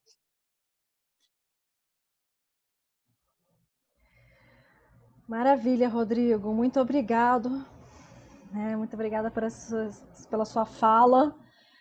Por hora, a gente ri de nervoso, né? De tanta coisa que está acontecendo não boa, né? Nessa área. E agora acho que não é, Bruno? Agora a gente vai ter a fala da Amanda. Sim, acho que ficou perfeito, Rodrigo. Nós não estávamos falando sobre biomas marinhos, e o Rodrigo tocou nesse tema, e agora com o gancho, acho que ninguém melhor do que a Amanda agora para continuar. Maravilha, Amanda. Eu achei legal também, né, depois da fala do Rodrigo e da Rosângela também, principalmente falando sobre esse momento que a gente está vivendo, né, de negacionismo da ciência e das mudanças climáticas. E eu espero que minha fala contribua um pouco nesse sentido também, não só mostrando, né, como esses dados são importantes, mas também aproximando, né, as pessoas desse tema, para que elas reconheçam o que está realmente acontecendo. Eu preparei uma apresentaçãozinha também, curtinha, e eu vou compartilhar aqui a tela com vocês, tá?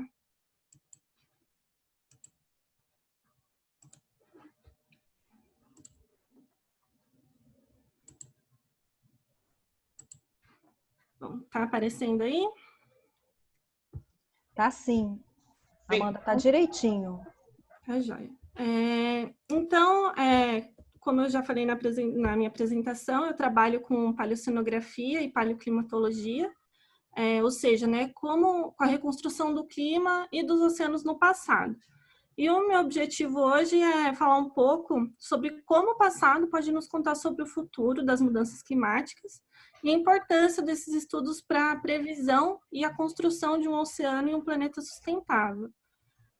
Aproveitando, então, como eu já havia mencionado anteriormente, o Rodrigo também lembrou, né?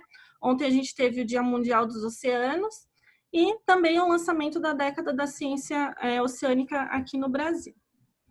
Bom, em 2015, a ONU ela lançou a Agenda 2030, né? Que é uma agenda universal e que consiste em um plano de ação que tem como objetivo direcionar o mundo, né, para um caminho sustentável e resiliente.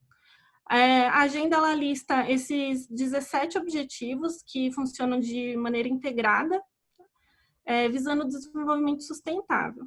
A agenda ela reconhece, e eu acho legal, muito importante destacar, que para que a gente possa alcançar esse desenvolvimento sustentável, a erradicação da pobreza é um requisito indispensável. E também que a mudança climática é um dos maiores desafios do nosso tempo. Então, e os efeitos negativos, né, dessas mudanças climáticas, elas minam a capacidade de qualquer e todos os países alcançarem esse desenvolvimento sustentável. Então, desde o aumento da temperatura global, o aumento do nível do mar, a acidificação dos oceanos, outros impactos que o Rodrigo trouxe também. Então, reconhecer que eles já estão afetando, né, seriamente as zonas costeiras e, com isso, a sobrevivência tanto da sociedade como dos sistemas biológicos, né, do planeta. Então, reconhecendo a importância dos oceanos, né, na nossa vida e na regulação do clima também, a Década da Ciência Oceânica ela foi declarada pela ONU em 2016 e ela visa o estímulo em escala global do incentivo à ciência oceânica. Então, a ideia é dar oportunidade a todos os países a desenvolverem estratégias, né, a partir do conhecimento científico para a busca desse oceano sustentável.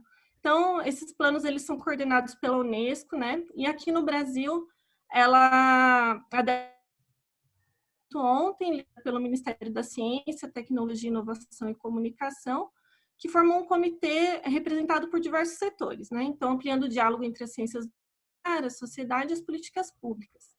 E eu convido vocês a acessarem esse site que foi lançado ontem. Tá aqui o endereço, depois eu posso deixar disponível aí também, mas é bem facinho de achar. E eles contam, né, com a participação de todos para o planejamento dessa década, né? Então, lá vocês vão encontrar bastante informação e também os próximos passos e os próximos workshops, né, que já estão programados. Então, hoje a minha fala, ela vem a partir da reflexão e contato com esse comitê, que estimulou meu grupo de trabalho a pensar sobre como a paleo, né, a paleocenografia, a paleoclimatologia, se relaciona com a Agenda 2030 e a década da ciência oceânica. Bom, a gente já viu hoje, eu acredito que amanhã também os temas das palestras envolvem bastante isso, né, que o clima influencia diretamente, né, e entender como o processo de regulação climática desempenhado principalmente pelos oceanos, eu acredito que é uma forma de aproximar as pessoas desse tema, né, de forma que a gente possa reconhecer o papel dos oceanos na nossa vida, entender qual a nossa relação com ele. Isso é importante porque é hora já da gente começar a se enxergar como parte da solução, né, e não só do problema que a gente já sabe que existe, né? E ele está aí como um desafio para todos nós, certo? Bom, o sistema climático da Terra, ele respondeu ao longo do tempo e ele vai continuar respondendo a forçantes externas e naturais, né? Como os ciclos orbitais que compõem as forçantes primárias de alterações no clima da Terra. Então, os movimentos de obliquidade e precessão são os movimentos da Terra em relação ao Sol. Mas essas alterações, elas também de um feedback interno do nosso planeta, como a composição atmosférica, a concentração de dióxido de carbono, né, o CO2, a circulação atmosférica, a quantidade de gelo, né, então a intensidade do o resfriamento das águas profundas. Então aqui eu tacar o papel dos oceanos e as interações do oceano-atmosfera no armazenamento de calor, né? Além dos oceanos também armazenarem cerca de 50 vezes mais o CO2 que a atmosfera é capaz de armazenar.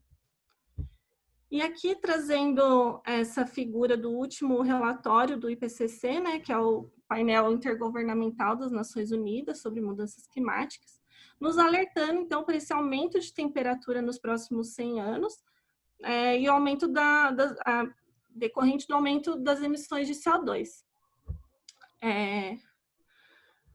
Quando a gente olha para o passado climático da Terra, né, por exemplo, o último interglacial, o máximo Holoceno, a consequência do aumento de temperaturas no passado dos oceanos leva a um aumento do derretimento das calotas polares e aumento do nível do mar. Então, isso já está registrado, né, no nosso passado climático, que é um dos efeitos do aumento das temperaturas, né? Então, quando a gente olha para esses dados no passado, é possível, então, a gente prever qual a sensibilidade, né, qual a sensibilidade do nosso sistema climático no futuro. Então, por exemplo, as mesmas condições de temperatura que já foram registradas no planeta, e também ressaltando que, apesar, né, de no passado isso ter acontecido naturalmente, aqui mostrando, né, os últimos 800 mil anos, então, como as concentrações de CO2, temperatura de superfície dos oceanos, cadê minha setinha aqui? Temperatura de superfície dos oceanos e a quantidade de gelo, né, no hemisfério norte, também as variações de nível do mar nos últimos 800 mil anos acontecendo de forma naturalmente, agora a gente está falando de um fator novo, né, e adicional, que é a atividade humana, que além de contribuir, ela também acelera a intensificação dessas mudanças climáticas. Então, os dados de paleo, eles vão fornecer informações quantitativas, né, sobre a resposta do nosso sistema a essas forçantes, em escalas superiores ao que a gente consegue medir diretamente, né? por exemplo, aqui, conseguir fazer uma reconstrução dos últimos 800 mil anos a partir de indicadores indiretos dessas medidas. Daqui a pouco eu vou dar um exemplo de como isso é feito, né? Para que a gente possa avaliar, então, se essas mudanças recentes, elas são incomuns ou não, e quais os possíveis efeitos delas. Então, aqui mostrando como funciona a coleta desses dados, então, de uma forma bastante simples, mostrando aqui para vocês uma coleta de um testemunho oceânico. Então, a partir de uma perfuração, esse material ele chega para a gente aqui em tubos, né, de sedimentos. E aqui a gente já está vendo eles repartidos em calhas, e cada fatia dessa, cada seção dessa corresponde a um período em que esse sedimento foi depositado. E existem diversos indicadores que a gente pode analisar nesse sedimento, mas aqui eu vou mostrar para vocês como exemplos foraminíferos, que são organismos marinhos calcificadores, né? Então, eles têm essa testa que fica preservada, né, nesse sedimento ao longo do tempo. E cada fatia dessa, então, vai corresponder ao momento que ele foi depositado. A gente consegue fazer a medição da idade, né, e descobrir quando que ocorreu isso. E a partir tanto da composição da fauna, então, quais eram as espécies que compunham essa fauna, até a própria composição química das testes desses foraminíferos, a gente consegue saber, então, quais eram as condições ambientais desse oceano, do clima da Terra, no momento em que ele foi depositado ou foi calcificado. Então, aqui só mostrando muito simplesmente uma das aplicações, os foraminíferos planctônicos da coluna d'água, então, né, a incorporação do magnésio na carapaça deles, dependendo diretamente da temperatura da água de superfície do oceano.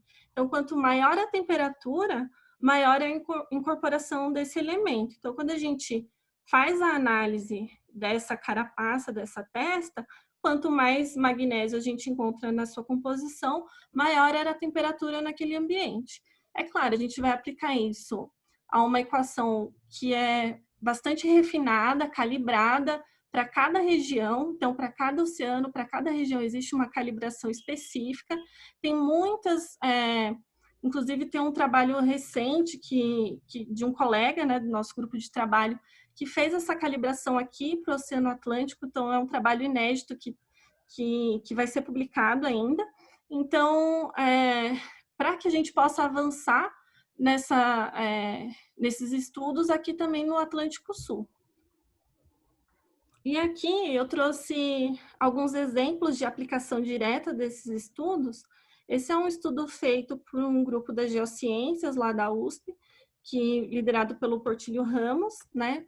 Foi publicado em 2017, mostrando que a partir da abundância de 2 espécies de foraminíferos plantônicos, ele conseguiu ver a interferência do derretimento do gelo no hemisfério norte. Então, a partir do derretimento dessas calotas polares, aumentando o influxo de água doce no hemisfério norte, isso ocasionou um resfriamento, um aferrecimento também da AMOC, que é uma célula, né, de revolvimento meridional do Atlântico, que é responsável pela transferência de energia entre os hemisférios. E o enfraquecimento dessa célula, ela afeta diretamente a posição da ITCZ, que eu acho que é mais conhecida de todo mundo, né? Então, a zona intertropical de convergência. Então, esse deslocamento da ITCZ, ele ocasionou, um dos efeitos dele é o aumento do regime, do volume de chuvas no Nordeste brasileiro. E esse aumento do regime de chuvas, ele afeta toda a estrutura da coluna d'água nessa região. Então, o volume, tanto o volume a salinidade como a temperatura de superfície. E aí fica também mais um link aí com a fala do Rodrigo. Imagine os efeitos para a biodiversidade sobre essas variações, né, sobre essas condições, já que os foraminíferos planctônicos registram isso de uma forma tão sensível.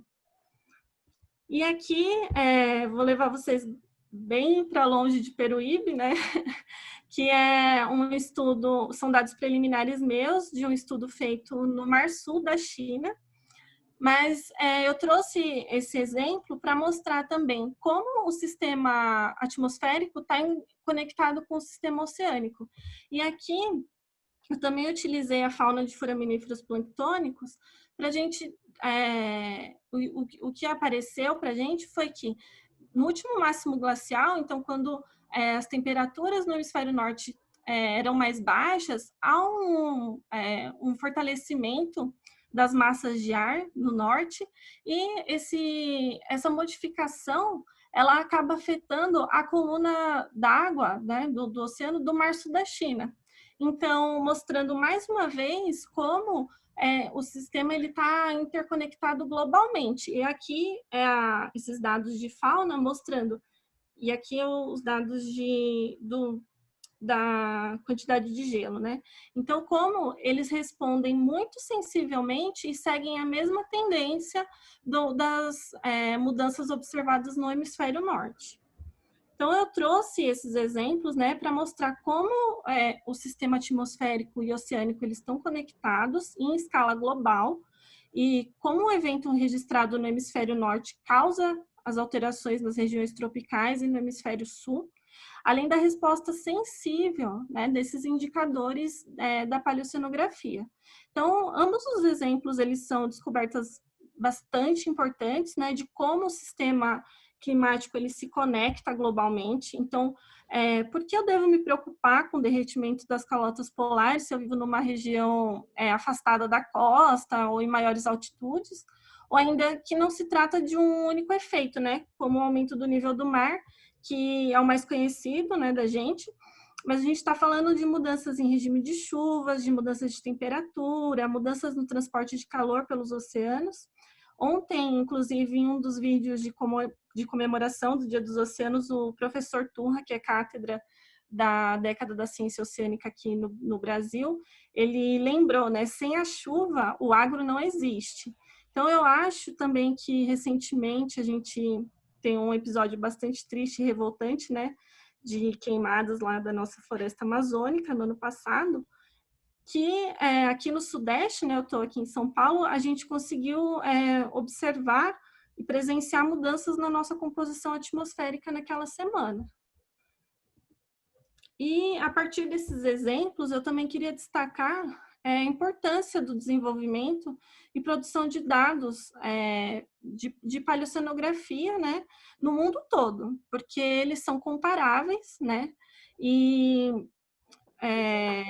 os estudos recentes, eles alertam ainda, né, que a gente possa estar subestimando o papel da regulação climática interna promovido por essa comunicação.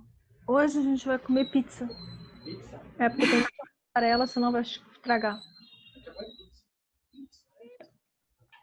Bom, acho que a Renata entrou também com áudio agora. Desculpa, gente. Então. E só para finalizar aqui,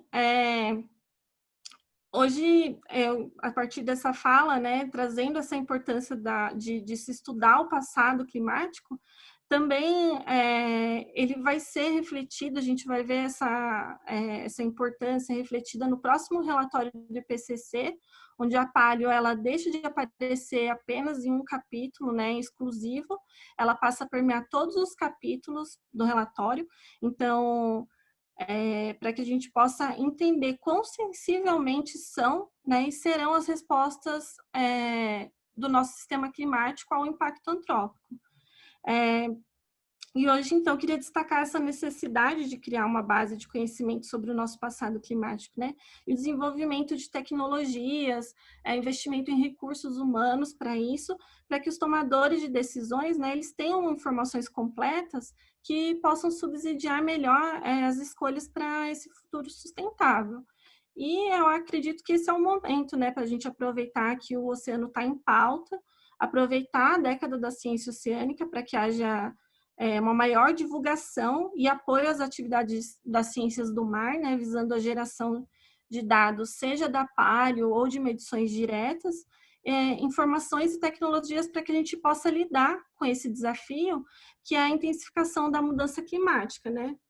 E é isso, né? Eu espero que eu não tenha saído tanto fora do tema, né, das políticas públicas, mas a intenção era realmente mostrar como é importante a gente estudar esse passado climático e aproximar essas questões do público geral, tá certo?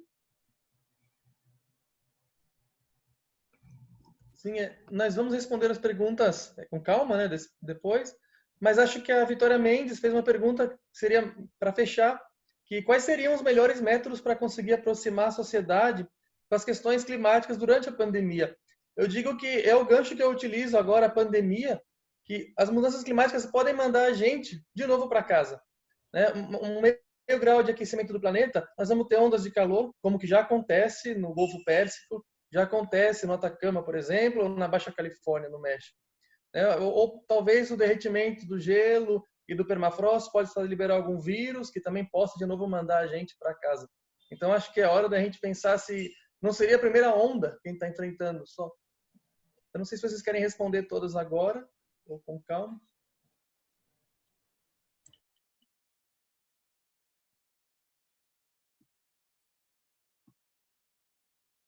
Não escuto não. Alguém escuta? Sim, sim, Bruno. Eu não sei, acho que a gente pode... eu não sei qual que é a quantidade de perguntas, porque a gente pode também responder em blocos, né? Não vejo problema. A Renata tem essa informação, acho que ela está no Então, site. na verdade, só tem essas duas que estão aqui, que, né, assim, que é a eu não sei se é homem ou mulher, mas é Pinto Amalam. É homem, é nosso aluno da Unesp. Isso. Então, ele fez essa pergunta aí há um tempo.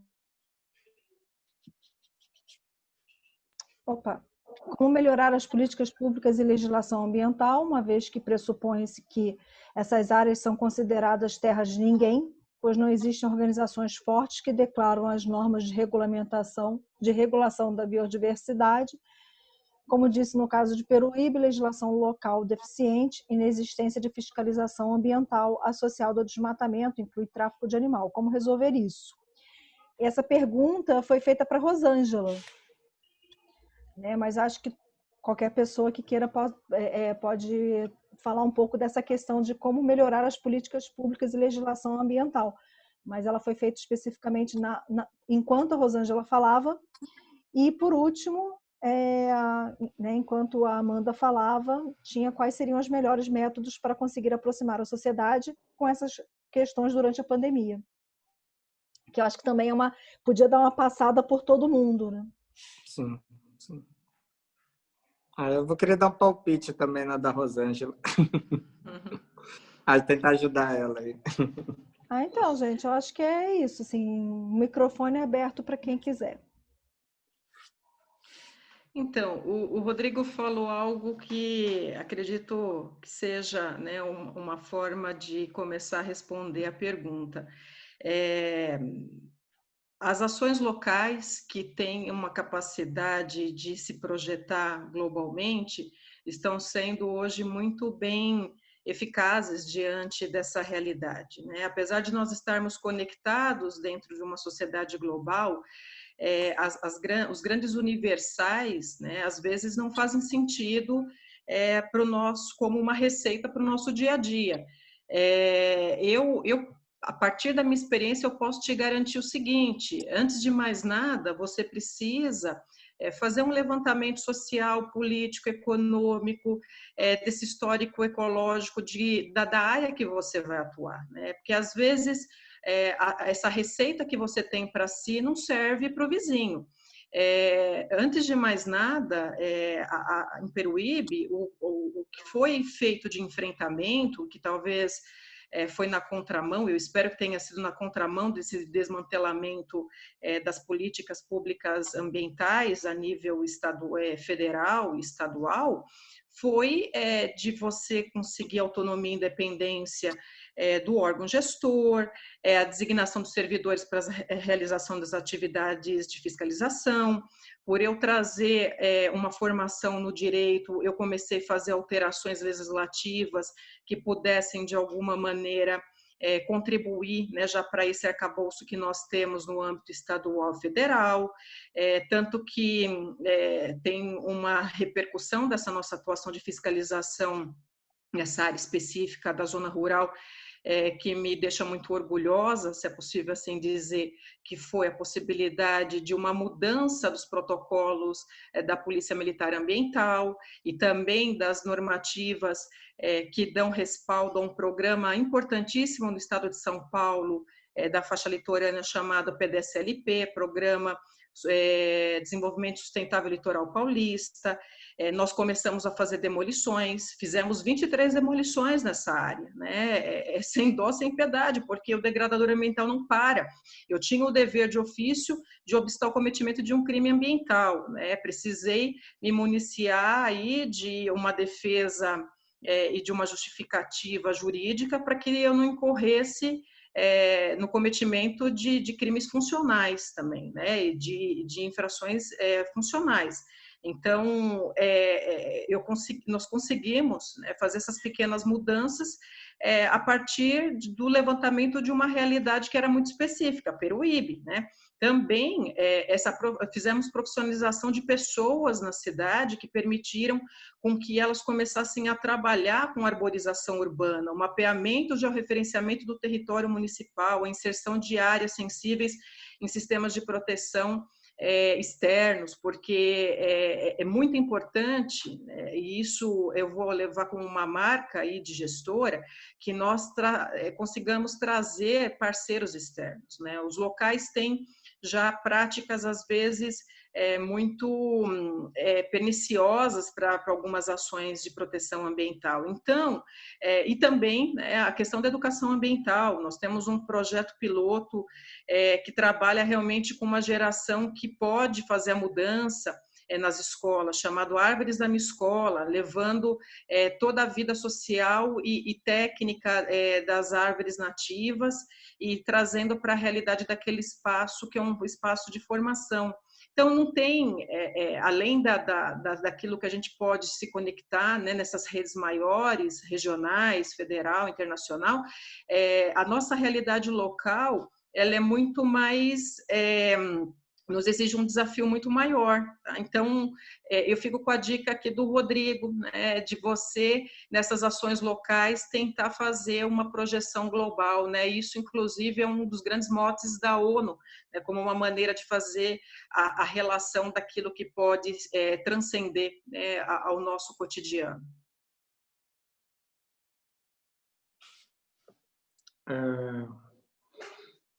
Complementando o que a Rosângela falou, só queria dizer que assim, é muito comum a gente ler as pessoas defendendo a legislação ambiental brasileira. A legislação ambiental brasileira é fraca. Ela é uma legislação ampla, ela trata de um número muito grande de assuntos, mas ela, de certa forma, ela incentiva uma série de práticas equivocadas, porque a gente tem um problema seríssimo do Brasil de impunidade. Então, as pessoas que praticam crimes ambientais nunca são responsabilizadas. A legislação trata todas essas ações de degradação como crimes de menor potencial ofensivo. Então, a pessoa que desmata não vai presa, a não ser que ela tenha desmatado com uma licença falsa. Aí ela responde pela falsidade, não pelo desmatamento.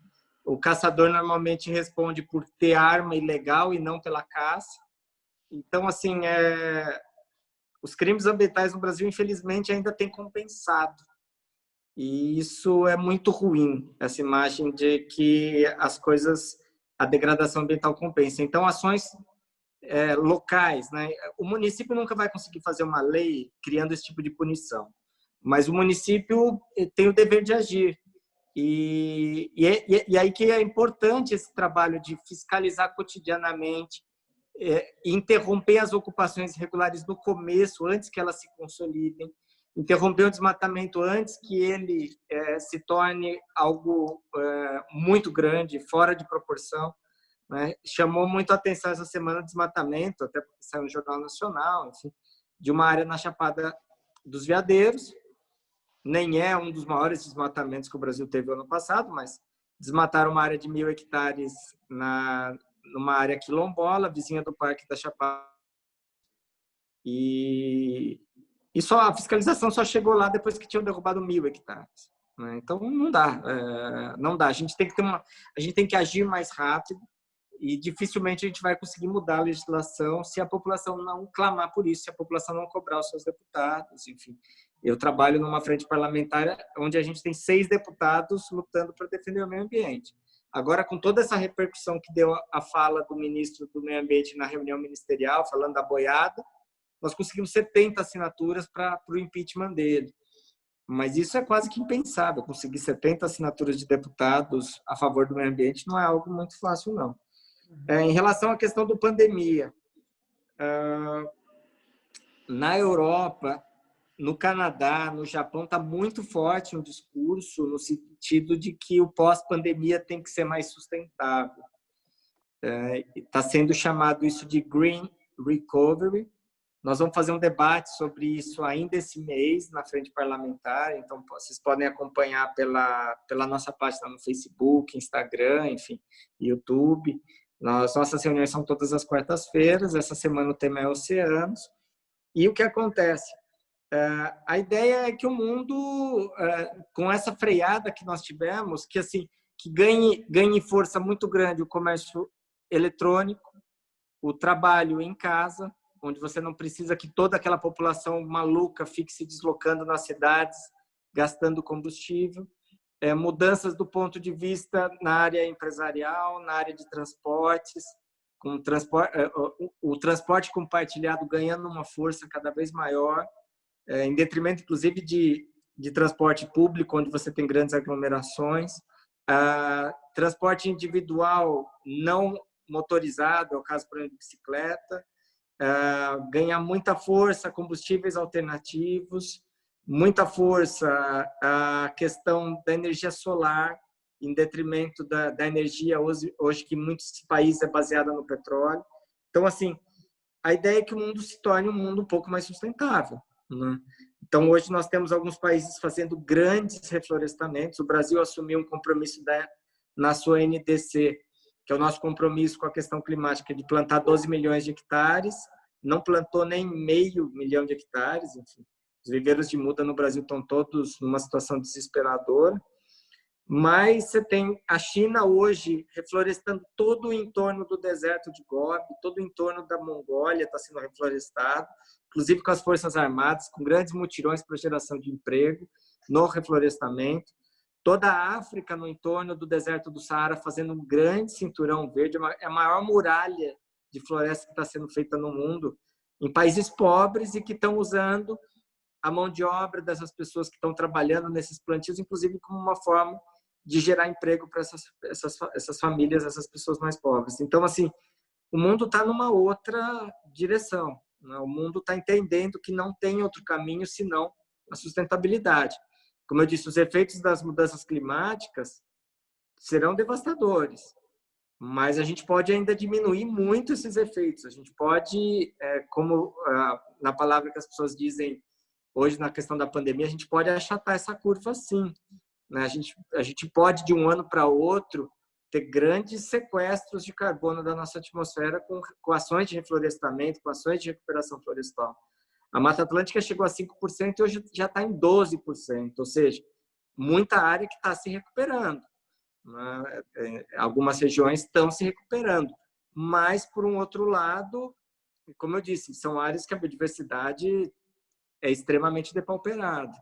Mas eu acho que assim, é possível a gente fazer alguma coisa e debates como esse talvez ajudem a pessoas que querem, de certa forma, se envolver com o tema, conseguir dar um passo adiante.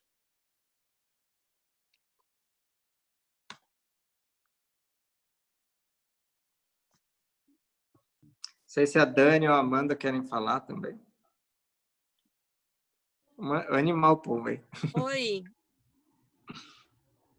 Eu gostaria de comentar sobre né, esse momento de pandemia e como a gente poderia falar sobre o assunto de mudança do clima. Eu acho que é um treino, né, para o que vem por aí, que vai ser muito pior, né? Tanto de número de maior probabilidade de novas pandemias surgirem, né? Mas também das mudanças do clima. A gente deveria também pensar em achatar essa curva de emissões para que o futuro seja diferente.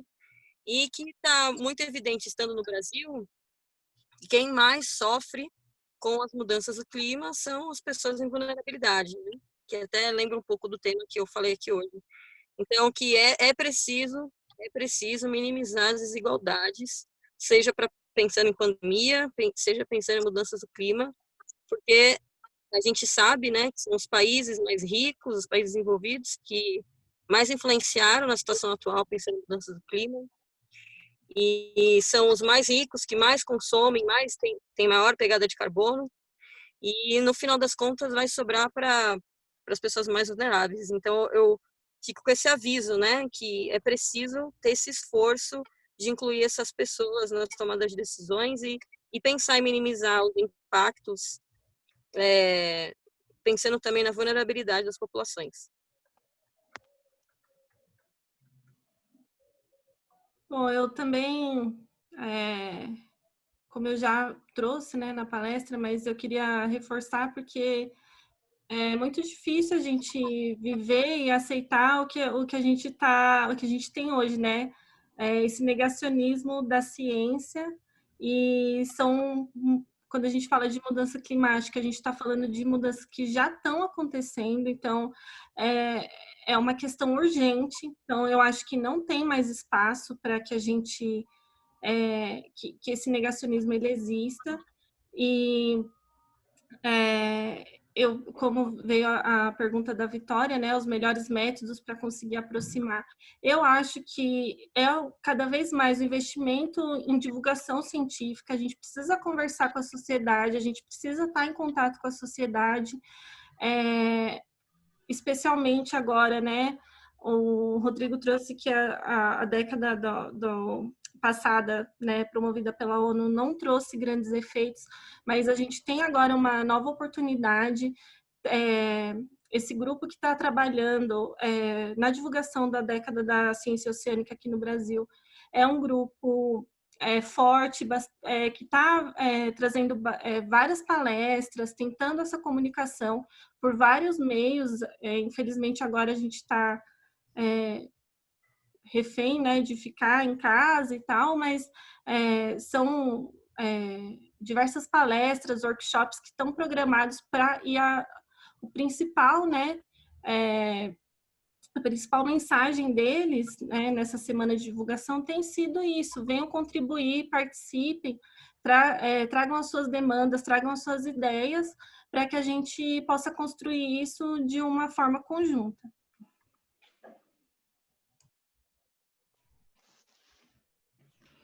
Ô Bruno, eu queria só aproveitar a fala do Rodrigo para deixar também um complemento da minha sobre uma situação que nós vivemos aí nos últimos 20 dias. Você falou, Rodrigo, sobre essa deficiência da legislação ambiental, né? De fato, diante da grande responsabilidade que nós temos de criar instrumentos de proteção, nós ainda não temos um reconhecimento de que a legislação ambiental seja um caminho, né, para esse fim que nós objetivamos, né, essa proteção da fauna e da flora. Além de nós termos ainda a necessidade de fomentarmos uma atividade legislativa, eu vejo que o chamado jurista, o operador do direito, né, aplica a legislação ambiental de uma maneira muito equivocada, né, por conta de valorizar ainda uma visão civilista, priorizar o direito à propriedade, sobrepor direitos individuais sobre os coletivos. Então, nós precisamos ter uma ressignificação nesse arcabouço de valores que vão informar a atuação de pessoas que têm poder decisório, né? E em razão disso, né, nos últimos 20 dias, nós tivemos que enfrentar aí uma situação que fez com que o governo federal voltasse atrás. Ele provocou agora o STF para ter uma decisão mais instável, com maior segurança. A fala do Salles é que ele buscou segurança jurídica, mas, por outro lado, ele abortou essa tentativa via a AGU, a Advocacia Geral da União, de implementar uma orientação administrativa que visasse a sobreposição da aplicação do Código Florestal nas APPs do bioma da Mata Atlântica, sendo que seria afastado com isso a própria Lei da Mata Atlântica, que tem uma proteção mais restritiva. No mesmo momento, houve uma movimentação aí dos 25 procuradores do Ministério Público Federal da Câmara Temática do Meio Ambiente. Eles propuseram uma ação chamando a responsabilidade do IBAMA, da FUNAI e do ICMBio, né? São instituições que são compostas por pessoas, por funcionários valorosos, mas quem responde por essas instituições é o Poder Executivo Federal. Então, a responsabilização está sendo diretamente direcionada, né, para o chefe do Executivo. Então, tem uma série de outras questões também, né, que nós estamos vivenciando, que demonstram não só uma necessidade de movimentação da sociedade civil, para que a gente não perca o pouco que foi obtido em termos de marco regulatório da proteção ambiental, como também, apesar de nós termos ainda um grande caminho para aperfeiçoar esses mecanismos, aquilo que foi conquistado, se fosse aplicado devidamente, conseguiria um efeito muito mais satisfatório do que o que nós temos. O que eu vejo em Peruíbe, que não é diferente de outras cidades, é que há uma necessidade de você articular órgãos que se prestam também para a tutela ambiental. É o delegado, é o Ministério Público, é o juiz, é o gestor, é o prefeito, é a Câmara, é a Câmara dos Vereadores, que por isso, que com ela é possível você conectar essas outras redes em outros níveis. Então, enquanto a gente não obtém, né, esse ganho ideal, o que mais é desesperador é que nem aquilo que foi obtido a duras penas, principalmente por uma movimentação da sociedade civil, está sendo aplicado, nem isso.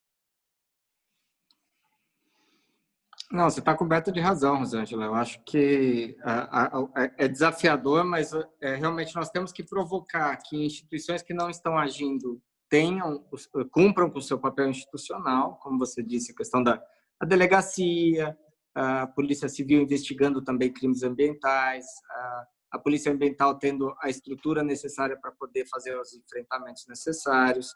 A gente tem uma deficiência muito grande do ponto de vista de estrutura de toda essa estrutura do CISNAMA e de estruturas de apoio, como o próprio judiciário, enfim, e que precisam estar funcionando.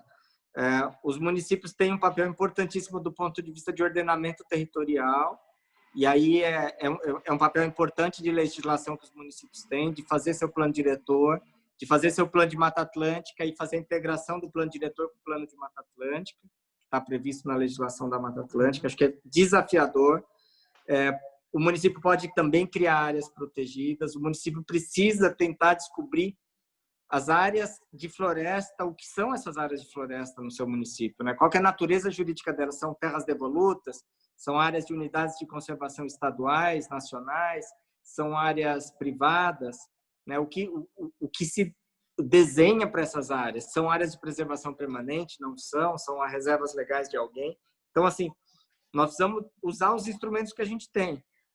A legislação brasileira tem problemas, mas a gente tem uma série de vitórias ao longo do tempo que foram conquistas importantes. O papel do Ministério Público, por exemplo, em matéria ambiental é sensacional, né? Porque, assim, a pessoa desmata, ela é multada, ela não paga multa. Ela é embargada, no dia seguinte ela continua derrubando floresta. Mas a hora que ela vai para o judiciário impõe uma série de medidas restritivas, né? De obrigações de fazer, de não fazer, a situação muda de figura, né? Então, assim, eu acho que é extremamente desafiador. A sociedade precisa entender também o papel dessas instituições. Os órgãos ambientais precisam também mostrar o que eles estão fazendo para poder valorizar o trabalho deles. É importantíssimo estratégias de comunicação para que a gente possa avançar, não é? Porque senão a gente sempre vai ser, o órgão ambiental vai ser aquele que diz não, aquele que faz cara feia, aquele que, em vez de trazer uma solução, está sempre dizendo não, né? Então, assim, vão vir com a história da incineração do lixo e o órgão ambiental vai falar não. Mas seria importante que o órgão ambiental também pudesse trazer alguma solução alternativa, um outro caminho, colocar as diferentes alternativas na mesa, propor a importância de melhorar, por exemplo, a coleta seletiva. A maior parte dos municípios do Brasil hoje estão com a coleta seletiva parada por causa da pandemia. Então, assim, é realmente desafiador todo esse momento que a gente vive, e cada vez mais a gente tem que saber valorizar o trabalho de profissionais que estão aí na linha de frente atuando e tentando proteger isso, esse patrimônio tão importante que tem o Brasil, que é a sua biodiversidade.